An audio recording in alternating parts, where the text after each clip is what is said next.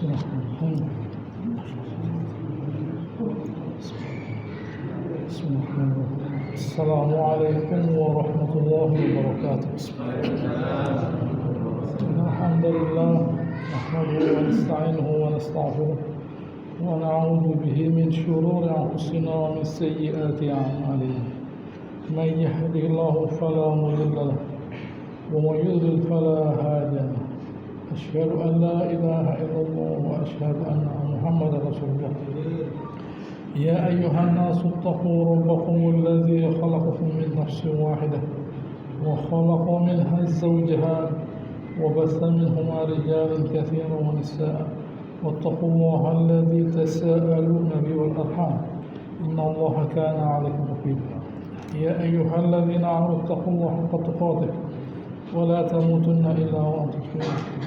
يا أيها الذين آمنوا اتقوا الله وقولوا قولا سديدا يصلح لكم أعمالكم ويغفر لكم ذنوبكم ومن يطع الله ورسوله فقد فاز فوزا عظيما.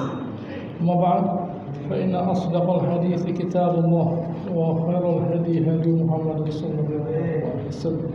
شر الأمور محدثاتها كل محدثة بدعة وكل بدعة ضلالة. Hari ini kita melanjutkan pembahasan surat At-Tahrim, di mana pada pertemuan sebelumnya Allah Subhanahu wa taala menegur Rasulullah SAW karena mengharamkan madu, karena mengikuti keinginan istri-istri beliau. Karenanya Allah Ta'ala ingatkan kita pada ayat 6 dari surat At-Tahrim, A'udzubillahi minasyaitonir rajim. Bismillahirrahmanirrahim. Ya ayyuhalladzina amanu qu anfusakum wa ahlikum nar. Wahai orang-orang beriman, jagalah diri kalian dan keluarga kalian dari api neraka. Artinya keluarga kita itu, istri kita itu, anak kita itu, ya, letaknya itu berada di alam bawah sadar kita. Jadi kalau kita itu bertindak tidak sadar. Nabi SAW pernah beliau berkhutbah, lalu beliau melihat cucunya Hasan atau Husain jalan jatuh. Beliau turun dari khutbahnya, beliau menggendong tanpa disadari. Lalu beliau berkata, gitu ya, keluarga itu mabkhalah wa majbanah. Keluarga itu memang orang itu bakhil dan penakut. Dulu gitu ya, hebat. Wah, gitu ya, dulu hebat sedekah. Dulu hebat berani. Karena keluarga orang bisa bakhil ya. Ini mau daftar ulang loh. Nah, gitu ya, ini mau begini loh, ini mau begini lah. Dia khawatir nanti ini untuk anak saya lah. Sehingga dia tidak berani sedekah. Dulu berani sedekah, sekarang tidak berani. Dulu berani bertindak, sekarang takut. Nah, kalau saya dipenjara nanti bagaimana keluarga saya? Nah, dulu berani ngomong karena ada keluarga, ada istri, ada anak, apalagi ada cucu lah. Nanti kalau saya dipenjara nanti wah, yang ngasih makan mereka siapa? Jadi orang itu karena keluarga, keberaniannya untuk berjihad, keberaniannya untuk bersedekah itu hilang. Nah, karena itu berada di bawah alam sadar, tidak sadar dia. Bukan sesuatu yang direncanakan. Saya nanti kalau punya istri, kalau punya anak, saya tidak akan sedekah. Kalau punya anak istri, saya tidak akan membela Allah Ta'ala. Tidak ada, tidak mungkin. Gitu ya, tidak mungkin. Tetapi dikerjakan. Kenapa? Karena letaknya itu mendasar sekali di alam bawah sadar, mendasar sekali. Sehingga waktu dia bertindak, berbuat tidak disadari, tidak dia sadari. Begitu ya, itulah yang terjadi. Makanya iya, kalau keadaannya biasa saja, tapi kadang-kadang namanya istri perempuan, namanya anak itu anak kecil, gitu ya. Tentunya mereka meminta ayah mereka untuk bertindak melayani mereka. Nah, melayani ini berarti ada peraturan-peraturan yang ditabrak. Namanya melayani. Melayani itu kadang-kadang tidak dipikir apa yang baik. Misalnya seseorang melayani seseorang misalnya, lalu dia bilang, tolong ya belikan ini, padahal itu berbahaya. Belikan makanan ini, itu berbahaya, dibelikan. Padahal itu berbahaya buat yang dilayani. Itu berbahaya buat yang dilayani, tapi tidak sadar seseorang itu. Jadi Allah Ta'ala ingatkan kepada kita, hendaknya kita itu dalam hidup ini sadar, awareness, ada kesadaran. Jangan orang itu hidup ngelamun dalam bayangan. Jangan, sadar. Selalu kita itu hidup sadar. Jangan kita hidup itu berhayal. Tidak, kok bisa begitu? Bisa ada orang hidup tidak dalam alam sadarnya. Karena sebenarnya manusia itu bertindak alam bawah sadarnya 88%. Yang 12% sadar. Yang 12% sadar, yang 8% tidak sadar. Dia berbicara panjang lebar, sesuatu yang dia nikmati, sadarnya itu ya paling ya dia tahu bahwa dia misalnya harus makan, tapi kalau dia tidak sadar, ngomong, kerja sampai dia tidak sadar kalau dia itu belum makan. Itu yang namanya servo itu orang itu nyaman kalau begitu. Servo mekanisme itu mekanisme untuk melayani diri sendiri. Dimana kalau begitu dia nyaman. Kalau dia itu ngomong-ngomong misalnya nyaman dia. Kalau dia itu misalnya kerja terburu-buru nyaman dia. Kalau meskipun itu berbahaya. Kalau dia itu bertindak lambat sekali, meskipun merugikan orang lain tidak apa-apa. Jadi yang dikerjakan manusia ini apa yang dia rasakan enak lah. Enak itu di kepala. Saya tuh enak ya kalau begini lah. Kalau saya disuruh begini saya tidak enak. Kalau begini saya enak. Kalau disuruh begini loh, yang begini ini meskipun tidak enak, penting perlu hormat. Iya sudah tahu saya, tapi tidak enak lah. Tapi tidak enak. Yang enak itu beginilah. Yang enak itu begini. Yang dikerjakan kita yang enak lah. Dan itu apabila terjadi pada istri lah, terjadi pada anak berbahaya. Oleh karenanya Allah Ta'ala ingatkan, apa neraka itu? Di sini dinyatakan diajarkan mereka itu kebaikan, adab, diajarkan kebaikan, adab. Ada yang mengatakan takwa Allah, ada yang mengatakan ajarkan takwa dari maksiat, banyak ini umum luas sekali. Mengajarkan mereka semua kebaikan, mengajarkan mereka untuk meninggalkan semua maksiat. Itu diajarkan. Tidak bisa pendidikan itu teori, itu tidak bisa. Pendidikan itu bukan teori. Pendidikan itu kelihatan. Nabi SAW itu ngasih contoh kelihatan, ke masjid, berzikir, baca Al-Quran, jujur. Kita itu figur yang dilihat oleh istri dan anak kita. Kalau bapaknya itu jujur, tidak berbohong, ibadah, baca Al-Quran, ditiru oleh anaknya. Bukan lalu nak baca Al-Quran, tidak baca bapaknya. Nak zikir, bapaknya ngomong. Nah, jangan tidur malam, bapaknya jam 12 tidurnya. Tidak bisa. Pendidikan itu tampak, bukan teori. Pendidikan itu jangan begini itu teori ngomong. Mana contohnya? Tidak ada. Orang tidak contoh. Nabi itu Allah telah katakan laqad kana lakum fi Rasulillah uswatun hasanah. Uswah. Dalam diri Rasul itu uswah. Perbuatannya Nabi itu contoh selain ucapannya, tapi perbuatannya contoh. Lah sahabat itu, semua sahabat itu tidak semua sahabat itu tahu hadis. Tidak semua sahabat tahu hadis.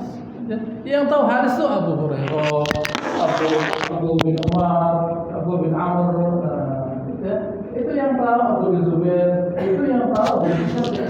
Tapi yang lainnya bukan orang yang tahu perbuatan, yang tahu sabdanya Nabi. Tapi semuanya tahu perbuatannya Nabi. Jadi mazhab tidak ada mazhab. Sudah kelihatan Nabi yang itu loh sholatnya, itu begini lah. Tidak ada, tidak perlu. Karena contohnya ada. Jadi teori tidak semua orang sahabat tahu, tapi contoh ada. Jadi masyarakat ini perlu contoh, bukan teori, contoh. Contohnya orang jujur itu ini, contohnya. Inilah orang berani, inilah orang taat kepada Allah Taala, inilah orang baca Al-Quran, inilah orang zikir, itu contoh. Setelah memberi contoh ngomong, ayo baca Al-Quran, ayo beginilah. Nah, kalau itu semua diajarkan sejak kecil, kalau sejak kecil diajari Al-Quran, kemungkinan besar anak itu meskipun tidak bisa baca tulis, katakan, saya kasih contoh ekstrim, tapi baik dia. Kenapa? Bisa ngaji, bisa baca Al-Quran dia. Nah, orang-orang dulu sebelum kemerdekaan, kalau suruh baca Latin tidak bisa, gitu ya, tidak bisa. Suruh baca Latin tidak bisa, begitu ya. Kalau kita itu sekarang masuk ke kembali lorong waktu, kita ke tahun 42, tidak ada orang bisa baca, jarang. Yang bisa baca itu orang yang sekolah. Nah, gitu ya, orang yang sekolah baru bisa baca. Orang yang tidak bisa baca banyak. Nah, jangankan di luar Pulau Jawa, di Jawa ini banyak orang tidak bisa baca, jarang. Begitu ya, jarang orang bisa baca. Tapi kalau baca Al-Quran bisa. Nah, baca Al-Quran bisa. Jadi tulisan-tulisannya dalam tulisan pegu, dalam tulisan Arab yang diucapkan dalam bahasa Jawa atau Melayu, tapi tulisannya bahasa Arab. Karena Latin tidak bisa. Nah, tapi orangnya bisa baca Al-Quran. Dengan bisa baca Al-Quran, membuat mereka terlindungi dari kejahatan diri mereka sendiri. Oh, itu obat dari Allah Ta'ala kok. Itu vaksin dari Allah Ta'ala, Quran itu. Begitu ya. Itu vaksin dari Allah Ta'ala. Vaksin dari semua COVID 1 sampai 1000. Nah, begitu ya. COVID 1 sampai 1000 loh. Vaksin itu bisa kawin. Anda apa tahu sekarang COVID itu jumlahnya berapa? Banyak. Begitu ya, macam-macam COVID itu. Begitu ya. Varian-varian baru keluar terus. Nah, banyak virus itu, gitu ya, virus banyak lah, gitu ya. Tidak bisa orang divaksin satu kali atau divaksin satu jenis, banyak macam-macam, gitu ya. Tapi Quran tidak, Quran itu melindungi, memberi itu kekuatan di tubuh kita, kebersihan di dalam pikiran kita, itu Quran. Kalau orang, gitu ya, kalau seorang anak diajarkan Quran sejak kecil, bersih hatinya, bersih. Nanti kalau sudah besar SMA baru diajari. Diajari berhitung itu apa sih? Mau jadi akuntan apa? Nah, mau jadi akuntan. SMP mau jadi akuntan ya enggak, dia belajar lagi. Gitu ya. Diajari baca, tidak bisa baca Al-Qur'an, sampai tidak bisa bahasa Arab. Coba diajari huruf Arab. Ini ya, huruf Arab. Nah, bisa. Begitu ya, nulis bahasa Arab bisa. Karena dia sudah terbiasa membaca huruf Arab. Nanti kalau belajar bahasa Arab gampang. Lah ini baca Al-Quran sulit. Lalu saya kepingin bahasa Arab. Anda sudah sering baca Al-Quran? Iya belum lah. Baca Al-Quran sampai hafal, baru belajar bahasa Arab. Begitu. Kalau itu yang terjadi, kalau dalam hati mereka itu isinya Al-Quran, saya jamin. Yang jamin bukan saya, Allah Ta'ala. Bersih hatinya dari segala kemaksiatan loh. Begitu, ini usaha. Tapi kalau sudah dewasa, mau diajari Al-Quran, bukan tidak ada gunanya, ya. Bukan tidak ada gunanya, ada gunanya, tetapi tidak seperti waktu masih kecil. Kita ngajari anak masih kecil berhitung, sulit berpikir dia, karena otaknya tidak terkondisikan untuk berpikir. Anak kecil itu belum bisa mikir, jangan disuruh mikir dia, disuruh menghafal dia, hafal, gitu ya, suruh hafal dia, gitu ya. Tidak hanya menghafal Al-Quran, lagunya bisa dia. Anak kecil itu jangankan menghafal Al-Quran, lagunya, gitu ya, hafal dia, bisa. Bisa. Kalau anak itu sejak kecil disuruh hafal Quran, ayo kamu hafal Quran. Kamu ya, kalau hafal Al-Baqarah, gitu ya, 2,5 juz, tak kasih 2,5 juta, hafal dia. Kalau saya repot, repot, begitu ya. Orang usia 50 sudah bisa. Tapi kalau anak umur 10 tahun, kamu kalau hafal, gitu ya, ini Al-Baqarah 2,5 juz, gitu ya. Oh, tak belikan handphone 2,5 juta. Oh ya, hafal dia, langsung hafal. Bisa. Nah, begitu ya. Kalau hafal Al-Baqarah, Ali Imran, gitu ya, tak kasih 4 juta. Nah, oh ya, hafal dia. Nah, hafal. Ya, begitu ya, hafal. Kalau orang dewasa 100 juta tidak hafal, enggak bisa. Begitu ya. Nah, anak kecil dikasih insentif, daya tarik membaca Al-Qur'an, sudah terbiasa dia. baca Al-Quran sudah terbiasa lah, begitu ya, melekat di kepalanya. Apa sih yang melekat itu? Kebiasaan menghafal Al-Quran. Nah, bukan Al-Qurannya lupa mungkin, setelah dia ada masalah apa hilang Qurannya, tetapi kebiasaannya bisa dimunculkan lagi. Tiba-tiba dia itu bagaimana ya, lupa Al-Quran hafalannya bisa, tapi kebiasaannya masih ada, nanti mau dimunculkan bisa lah. Tapi kalau kita orang dewasa tidak bisa. Kenapa? Karena kemampuan kognitif. Nah, saya beritahu, kemampuan kognitif orang dewasa itu tidak seperti anak kecil. Anak kecil itu kemampuan kognitifnya untuk mengcapture, mengambil sesuatu, hafal dia. Kalau kita tidak, diajari apapun tidak ngerti-ngerti. Anak kecil diajari langsung ngerti. Tidak perlu disuruh mikir, disuruh menghafal saja. Begitu. Kalau mereka tuh diajari menghafal Al-Quran, nanti diajari ini gampang. Ayo ke masjid. Ayo begini, jangan begini, kerjakan ini, bisa. Semuanya itu kembalinya dari hafal Al-Quran. Seluruh sahabat, seluruh ulama yang beken, gitu ya, hafal Quran sejak kecil. Gitu ya, seluruh ulama yang hebat-hebat itu dimulai dari sejak kecil sudah hafal Quran. Bukan belajar fikih dulu, enggak ada apa. Belajar Al-Quran dulu, hafal dulu Al-Quran, baru nanti sudah dewasa menghafal hadis, mau belajar fikih itu nanti. Tapi waktu masih kecil sudah hafal Quran dia. Begitu. Jadi memperbaiki orang itu pertama, anak yang dituju itu anak-anak. Yaitu apa? Biasakan membaca Al-Quran. Begitu, biasakan sejak kecil membaca Al-Quran. Orang tua mesti sadar, jangan anak itu dikasih teori, contohnya ada, atau ada contoh tapi tekanannya tidak ada. Bapaknya baca sendiri, ngaji sendiri, gitu ya. Dia itu baik sendiri. Lalu kemudian anaknya tidak baik. Anak saya itu bagaimana ya? Kok tidak baik loh? Anda baik sendiri, ya tidak bisa. Baik itu ngejak istri, ngejak anak, bukan dia baik sendiri. Dia sholat sendiri ke masjid, dia baca Al-Quran sendiri, atau dia ke pengajian sendiri. Ya dia baik, dia baik. Kok bisa baik ya? Bapak itu ya baik karena bensinnya sudah mau habis, bahan bakarnya itu sudah berkurang, jadi dia baik. Anak kecil masih powerful. Bisa lari dia dari kecil sampai dari pagi sampai malam, bisa lari dia, powerful, gitu ya. Kemampuan metabolismenya gitu ya, penuh, sehingga makanan yang dimakan itu dipakai semua. Tidak ada yang gemuk, caranya gemuk. Karena bakar terus, diambil oleh otaknya, diambil oleh tubuhnya. Itu anak kecil. Kalau bapaknya sudah umur 40, 50, duduk saja. Gitu ya, ini memang harus kita pahami. Hendaknya kita gitu ya, tidak bisa kita hanya berdoa, tidak bisa. Gitu ya. Berdoa itu saya ajarkan ya, saya beritahu, perhatikan. Berdoa itu bagaimana? Misalnya begini, saya kepingin makan gado-gado. Yang sana bilang pedes lah ya, bisa tak? Anda bisa makan pedes? Oh begitu ya. Iya, tidak kuat saya bisa makan. Gitu ya. Kalau Anda kuat makan pedas, silahkan. Kita itu minta pada Allah Taala sesuatu. Saya tanya, siap apa enggak? Siap apa enggak kita itu? Siap apa enggak? Yang disiapkan tuh, Allah Taala disuruh begini, tidak tahu apa segala macam. Tapi yang terima doa tidak siap. Bagaimana? Begitu ya, sama dengan misalnya ada orang gitu ya, sakit apa tidak tahu saya, tiba-tiba dia berkata pada istrinya, tolong ya membuat masakan ini lah. Sudah dimasakkan, nanti dari masakan ribut, sudah jadi jangan nafsu saya. Iya, asam lambung saya sudah enak loh, lah kok minta lah dimasakkan, gitu ya, dibuatkan, iya asam lambung saya sudah enak. Kamu tuh sudah tahu kalau penyakit iya sudah ada, apa minta? Begitulah. Orang berdoa itu gampang, pakai tangis-tangisan. Apa sudah siap menerima doa tadi? Orang minta rezeki, orang minta menang, gitu ya. Orang minta apa tidak tahu segala macam.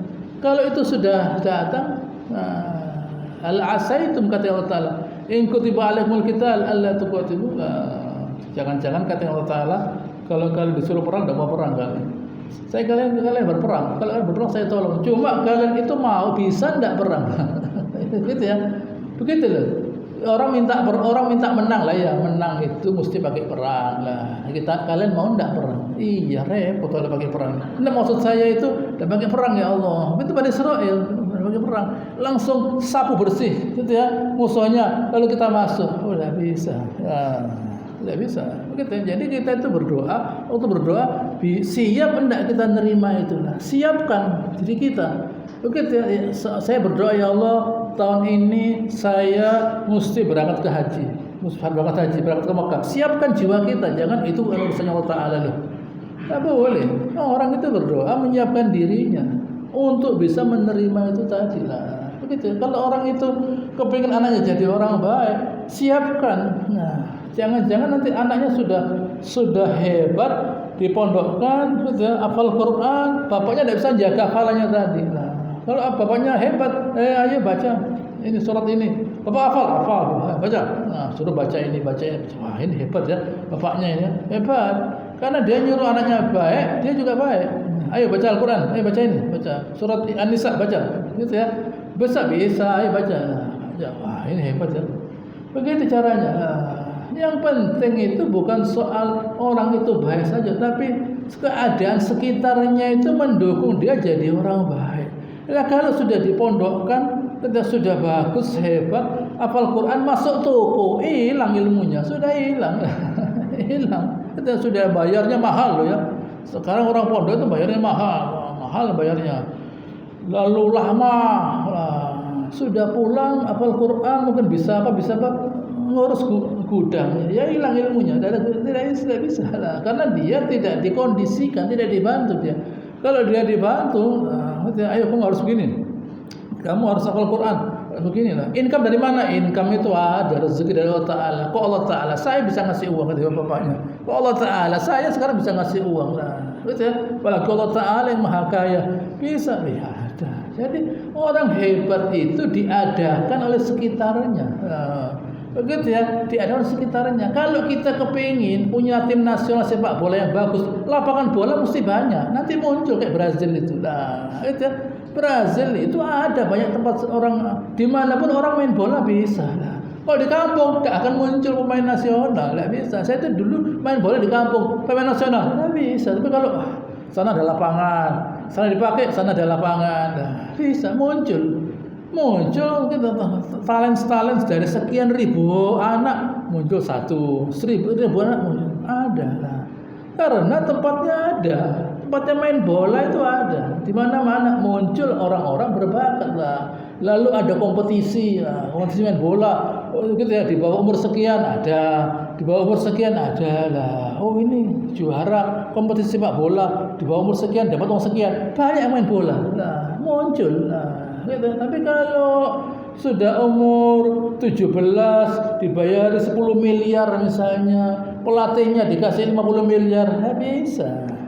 Itu semua bakat, bukan soal dibentuk, tidak, itu bukan matematika, itu dibentuk lah. Itu dibentuk dari keadaan sekitarnya. Orang kenapa di sana kok banyak pemain bintang film lah? Karena ada studio film, karena ada orang yang mau bayar untuk lihat film, muncul.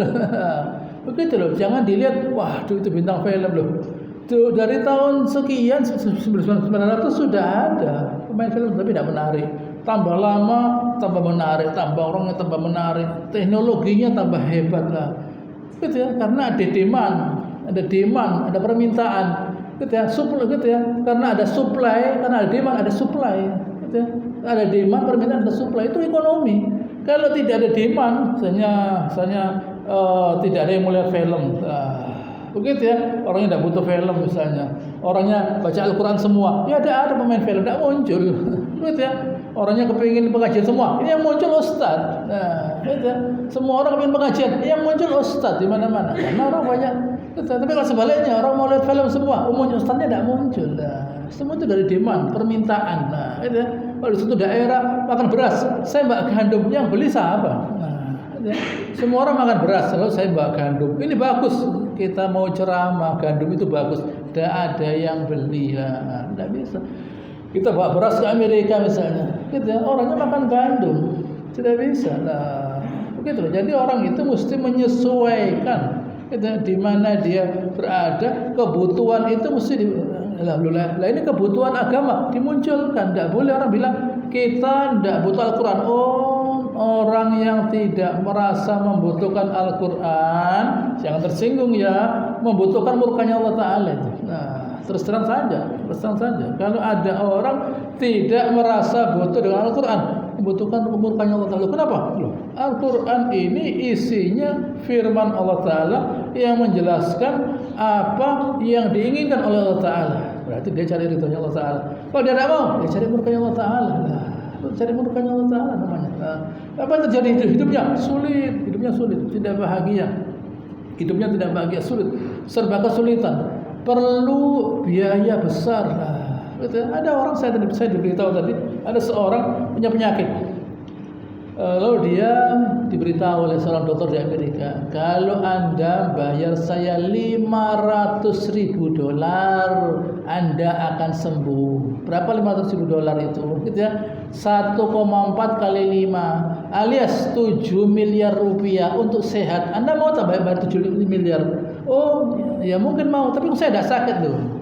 Sehat itu harganya 7 miliar. Saya kasih tahu supaya kita itu ngerti, jangan merasa kecil hati. Orang itu punya dia 7 miliar.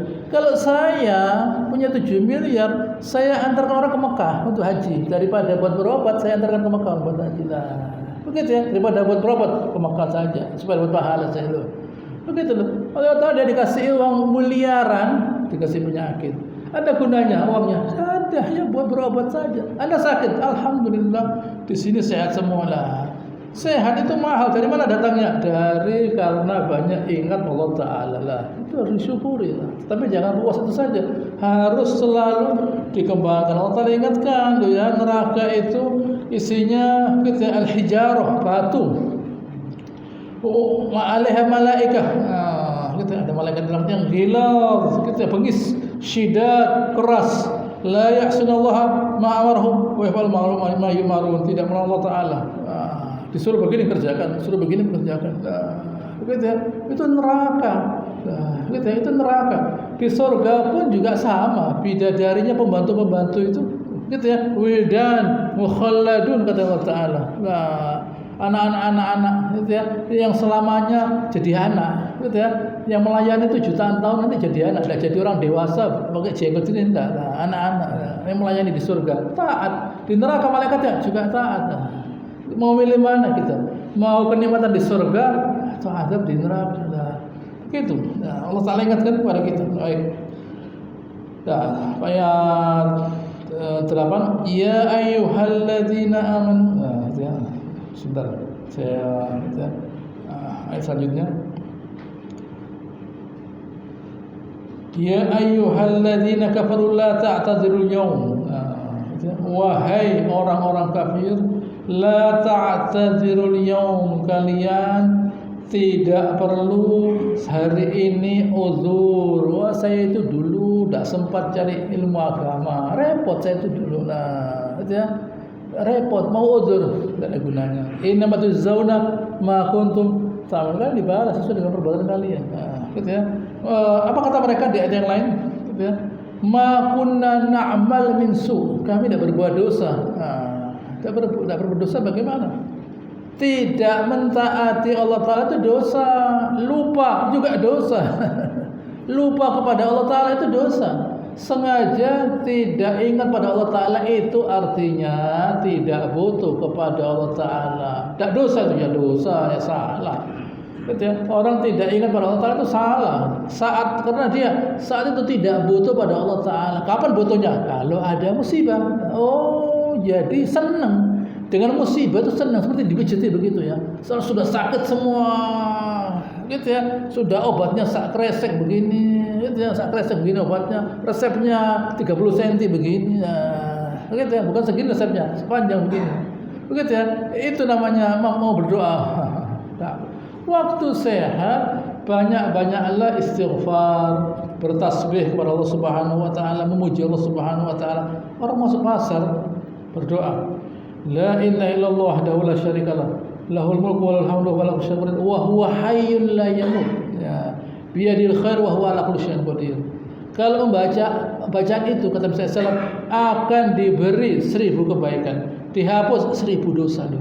Orang ke pasar itu ya banyak dosanya, tapi waktu dia masuk baca doa itu, kenapa? Agar dosanya terhapuskan loh. Begitu. Ini doa dari Allah Ta'ala disampaikan lewat nabinya, agar kalau orang itu di pasar yang biasanya lupa terampuni dosanya. Begitu dari Allah Ta'ala itu obat dari Allah Ta'ala ya. Kalian ini ya kemarin masuk pasar itu sudah banyak penyakitnya, baca doa ini supaya kalian itu selamat dari penyakit loh.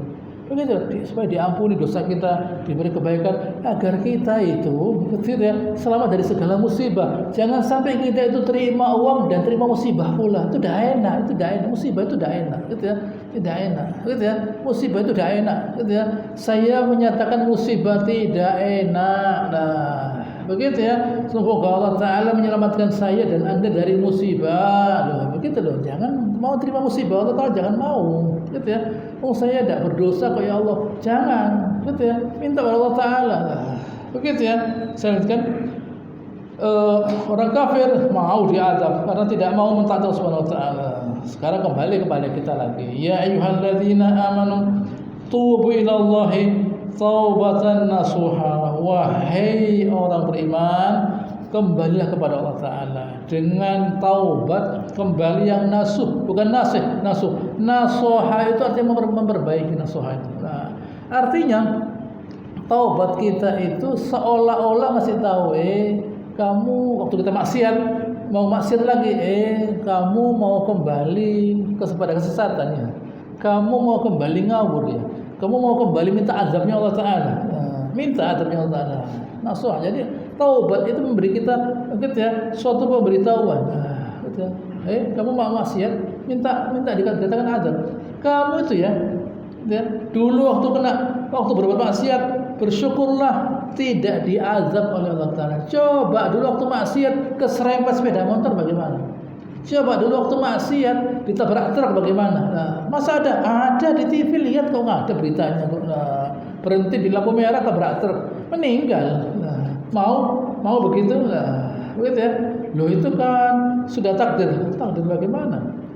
Orang yang meninggal umur 40 lebih baik dari yang umur 20. Yang meninggal umur 60 lebih dari umur 40. Yang meninggal umur 80 lebih dari umur 60. Tambah tahun tambah banyak pahalanya. Nah, begitu loh. Jadi jangan kita kembali ke sana amalannya pas-pasan.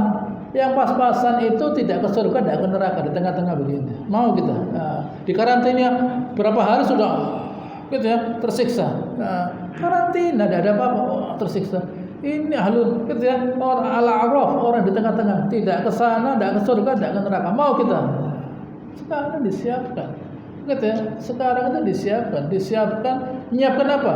Menyiapkan ingat pada Allah Subhanahu wa taala. Agar apa? Agar tenang. Kalau kita kepingin di kuburan nanti tenang, sekarang sudah tenang, jangan nanti di kuburan tenang. Orang yang mati, yang kita lihat itu sudah mati, gitu ya, yang kita lihat badannya tidak bergerak, itu hatinya bukan tenang. Kita lihat orangnya diam ya, diam. Badannya diam, tapi hatinya tidak tenang. Nah, kalau orang itu di dunia sekarang sudah tenang, nanti masuk kuburan tenang dia. Jadi tenang itu sekarang, bukan nanti waktu. Sekarang tenang, sudah tenang di dalam mentaati Allah Ta'ala, dalam berzikir, membaca Al-Quran, begitu ya. Itu semua kalau dikerjakan, gitu ya. Misalnya karena itu semua, katakan misalnya, saya mau permisalan, umur kita itu bertambah misalnya loh. Itu hadiah loh ya dari Allah Ta'ala, hadiah loh. Tanya pada orang yang mati, gitu ya. Anda mau tak dikasih kesempatan untuk hidup satu hari saja? Jangan satu hari. Beberapa saat saya mau. Begitu ya.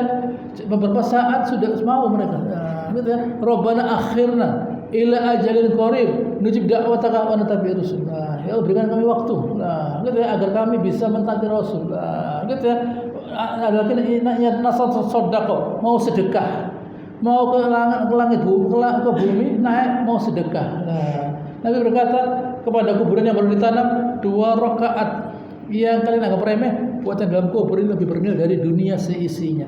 Dia mau dibangkitkan, mau sholat 2 rakaat saja, gitu ya. Dia baru tahu nilainya 2 rakaat waktu masuk kuburnya. Waktu di atas tidak tahu dia lah. Karena kita di dunia ini Hendaknya kita itu menikmati ibadah, jangan jadi pencuri. Nabi SAW bersabda, aswa'us sarqah alladhi yasruq fi sholati. Yang maling yang paling jelek orang yang mencuri dalam salatnya. Apa? La yutimmu ruku'ahu wa sujudahu wa khusyu'ahu. Yang orang yang tidak menyempurnakan rukuknya, sujudnya, khusyuknya. Khusyuknya tidak hanya rukuk sujudnya, khusyuknya. Nah, kita itu kalau waktu rukuk, dosa kita diletakkan di kepala kita. Kalau kita berdiri selesai. Waktu sujud, dosa diletakkan di kepala kita. Waktu kita berdiri selesai. Jadi waktu kita rukuk dan sujud jangan cepat-cepat, yang lama, dinikmati. Itu namanya khusyuk. Nah, khusyuk itu takut ada ketenangan padanya. Nah, ada ketenangan padanya. Rasakan hidup ini cari ketenangan. Hidup ini cari ketenangan. Tidak ada orang di dunia yang tidak kepingin tenang. Karena begitu banyak tenang, orang pakai narkoba. Orang pakai narkoba itu bukan mau niat melawan hukum, tidak. Gitu ya, orang pakai narkoba itu tidak niat melawan hukum. Dia kepingin enak, kepingin nikmat. Nah, yang anti narkoba itu yang belum pernah merasakan narkoba. Nah, dia narkoba sudah pernah merasakan belum? Kalau merasakan satu butir ketagihan kita. Nah, enak ya. Nah, begitu ya. Buat iktikaf enak ini. Nah, begitu ya. Bukan iktikaf. Nah, begitu ya. Tidak bisa bangun. Nah, ditanya jawab lah. Begitu ya. Tidak bisa. Tapi enak ya. Betul bahaya lah. Begitu ya. Tapi enak memang. Enak. Rasanya narkoba itu. Begitu ya. Tapi tidak benar lah. Begitu ya. Tidak benar lah. Begitu. Karena cari ketenangan. Nah, kita Ta'ala diajari supaya hidup ini enak, nyaman, carilah ketenangan. Caranya lewat sholat. Waktu sholat itu sempurnakan rukuk, sujud, dan khusyuknya. Mau kemana sih? Mau apa? Ada apa? Nah, mau mikir apa? Mau mikir apa? Nah, semua itu sudah Allah Ta'ala yang bisa Allah Ta'ala menyelesaikan. Masalah itu kita pikir-pikir tidak bisa, sudah tidak bisa. Serahkan pada Allah Ta'ala. Tidak usah dipikir, serahkan saja. Waktu kita tuh sholat, lapangkan dada kita. Gitu ya. Syaitan datang kemudian pikirin, itu bukan urusan saya. Itu bukan urusan saya. Sudah bagaimana urusannya Allah Ta'ala? Gitu ya. Bukan urusan saya lah. Kalau sudah kita serahkan pada Allah Ta'ala, bisa tenang kita waktu sholat lah. Kita rasakan ketenangan waktu sholat itu waktu kita menyerahkan segala urusan kita pada Allah Ta'ala. Kita kosongkan hati kita, tenang kita sholat. Nah, begitu ya. Ini namanya taubah. Sekarang saya mau menikmati ibadah. Begitu ada panggilan maksiat, tidak bisa. Nah, enggak, saya tidak mau lah. Saya sudah sudah pernah merasakan dosa itu tidak enak. Sudah saya rasakan dosa itu tidak enak. Waktu dulu maksiat enak, sekarang sudah tidak enak lagi. Kenapa? Karena Allah Ta'ala sudah menukar kenikmatan maksiat dengan kenikmatan taat. Jadi sudah tidak enak lah. Tapi ada panggilan itu. Keinginan juga ada, tapi tidak ada enak. Maksiat itu tidak enak. Nah, jadi jangan usah merayu-rayu saya. Saya tidak mau. Taubat nasuha, taubat yang memperbaiki. Asa rabbukum ayyukaffira ankum sayyi'atikum wa yudkhilakum jannatin tajri min tahtiha al-anhar. Semoga Allah Ta'ala mengampuni dosa-dosa kalian, gitu ya, dan memasukkan kalian ke dalam surga yang mengalir, gitu ya, sungai-sungai padanya. Yauma la yakhzillahu an-nabiyya walladzina amanu ma'ah. Hari di mana Allah tidak menghinakan nabi dan orang yang beriman bersamanya. Yang dihinakan ada orang-orang kafir. Dihina di mana? Di neraka. Nah, kehinaan di dunia saja tidak enak, bagi di neraka. Di dunia saja orang itu jangankan dihina, dinasehati. Oh, nggak bisa. Dinasehati, ya tapi sudah tidak nyopol lagi. Apa ini? Begitu, dinasehati sudah salah. Apalagi dihina yang lainnya, dibilang goblok, oh tambah rame. Dinasehati marah, apalagi lebih dari itu. Nah, kalau lebih dari itu, dimasukkan penjara bagaimana? Nah, gitu ya, ditempeleng bagaimana? Nah, iya. Begitu ya, di dunia saja terhina, oh marah. Nah, di akhirat terhina itu di neraka. Gitu ya, azabun muhin, azab yang menghinakan di neraka lah.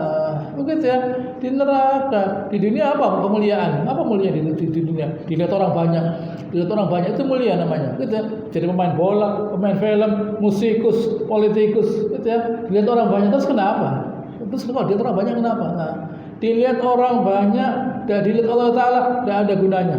Gitu. Lebih baik tidak ada yang lihat, tapi Allah Ta'ala melihat. Lebih baik tidak memperhatikan, tapi Allah Ta'ala memperhatikan. Nah, begitu orang beriman yang dicari keridhaan, yabtaguna wajh Allah. Nah, mencari wajahnya Allah Ta'ala loh. Ini orang beriman, orang mulia dia. Tahu mana yang pantas patut dimuliakan Allah Ta'ala. Kenapa? Karena hanya Allah Ta'ala saja yang bisa memuliakan saya. Ya Allah Ta'ala yang saya hormati. Nah, begitu ya Allah Ta'ala yang saya hormati. Begitu ya, ini mesti kita pahami. Begitu ya, mesti kita ngerti. Nah, begitu ya. Baik. Nurum yas'a baina aydihim bi aymanihim. Cahayanya melingkupi mereka. Cahaya itu kata Nabi SAW, gitu ya. Yursada bashil masya'ina bidzulam, gitu ya. Ilal masajid bidurit tam yaumil qiyamah. Berikan gembira kepada orang-orang yang berjalan di kegelapan malam yang menuju ke masjid, nanti akan dapat cahaya sempurna di hari kiamat nanti. Orang yang kegelapan, Isya gelap, subuh gelap, berangkat. Isya sudah gelap, tidak ada lampu, berangkat ke masjid.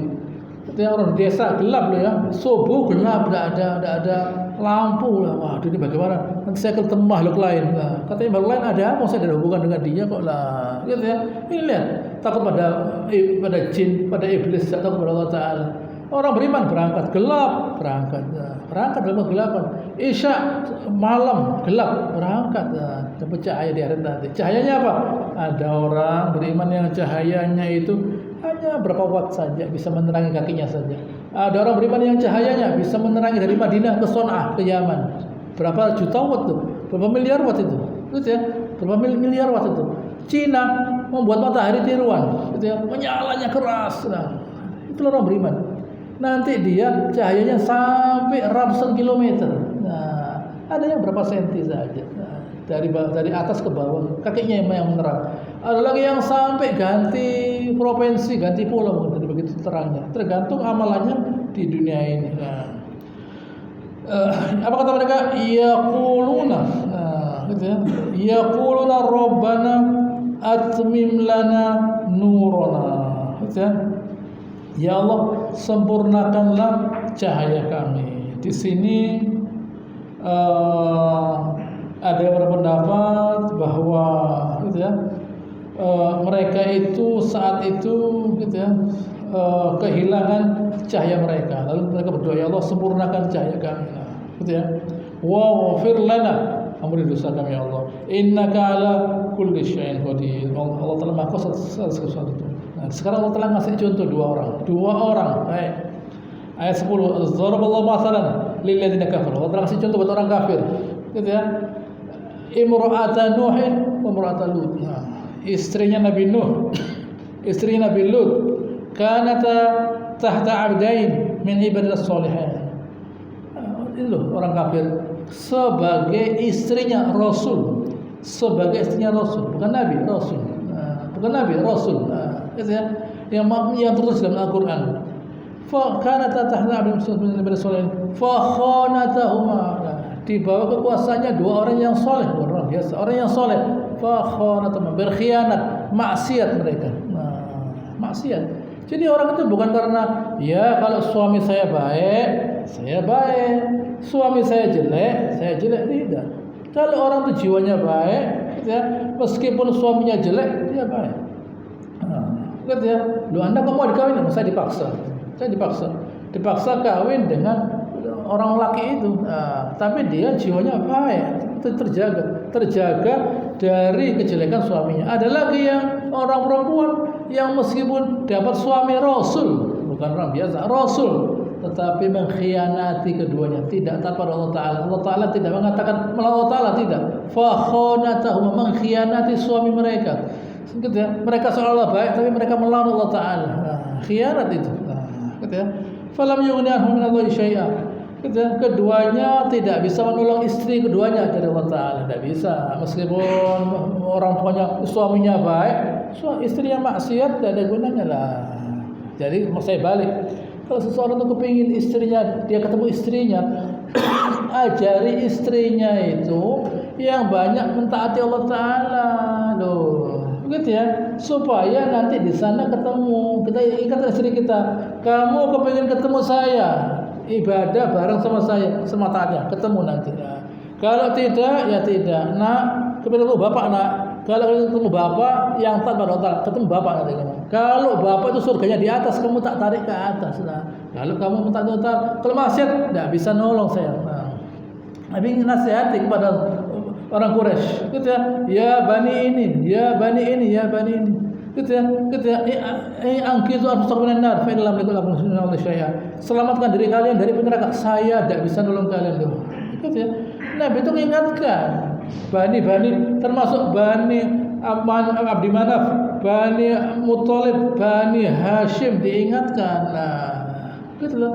Kalian selamatkan ya Fatimah binti Rasulullah, wahai Fatimah anak Rasulullah SAW, gitu ya, selamatkan diri kamu dari neraka, saya tidak bisa nolong kamu lah, gitu ya. Padahal ini semua orang baik-baik ini, orang baik-baik, diingatkan saya tidak bisa nolong kamu lah, gitu. Artinya kalau kamu itu maksiatnya besar, saya tidak bisa nolong lah, saya tidak bisa nolong kamu. Kau tidak nolong dirimu sendiri kok saya disuruh nolong. Oh, dia tidak bisa menolong diri dari dosanya, kok mau Nabi nolong? Tidak bisa lah. Kalau berbuat baik ada dosanya, ya diusahakan. Berbuat baik ada dosanya, ya diusahakan. Tapi kalau getol, yang senang maksiat lalu minta kepada Nabi, tidak bisa. Nah, jangan sampai wahai Quraisy, orang-orang lain yang bukan Quraisy membawa pahala, kalian bawa harta, ditolak oleh Allah Ta'ala. Orang Quraisy dikasih tahu, jangan sampai orang lain bawa pahala, kalian bawa itu harta, ditolak. Gitu ya. Wa qad dakhala ma'amna dakhilin. Wa darwa ta'ala alladhi amara imra'ata Fir'aun. Allah Ta'ala contoh istrinya Fir'aun. Apa? Itu rabbi ibni inda baitan fil jannah. Ya Allah, bangunkan saya rumah di surga. Bangun, minta-minta, berani dia. Dia banyak sudah berani berbuat baik. Wa najini min Fir'aun wa 'amalihi. Selamatkan saya dari Fir'aun dan perbuatannya. Wa najini min qaumi dan selamatkan saya dari seluruh orang yang zalim, pembantunya Fir'aun. Wa Maryam ibnatu Imran, ibunya Nabi Isa, Maryam, gitu ya. Allati ahsanat farjaha, yang dijaga kehormatannya dari kawin. Fala fakhra fi ruhina, kami tiupkan roh kami kepada dia, itu Nabi Isa. Wa saddaqat bi kalimati rabbiha, membenarkanlah firman Allah Ta'ala. Membenarkan itu artinya mengerjakan isinya. Bukan Al-Quran ini benar tapi tidak saya baca, tidak boleh, gitu ya. Wa kanat, gitu ya, wa kutubihi, dan semua kitab sebelumnya. Wa kanat minal qanitin, dan termasuk orang yang mentaati Allah Ta'ala. Nah, begitu ya. Itulah yang saya jelaskan, hendaknya kita hidup di dunia itu pandai-pandai mentaati Allah Ta'ala agar kita selamat di dunia bahkan dan di akhirat nanti. InsyaAllah akan selanjutkan pada pertemuan yang akan datang. Allahumma sholli ala Muhammad wa ala ali sholli ta'ala Ibrahim wa ala ali Ibrahim innaka Hamidum Majid, wa barik ala Muhammad wa ala ali ta'ala Ibrahim wa ala ali Ibrahim innaka Hamidum. Subhanakallahumma rabbana wa bihamdika nasyhadu an la ilaha illa anta nastaghfiruka wa natubu ilaik wa akhiru da'wana alhamdulillahi rabbil alamin. Assalamualaikum warahmatullahi wabarakatuh.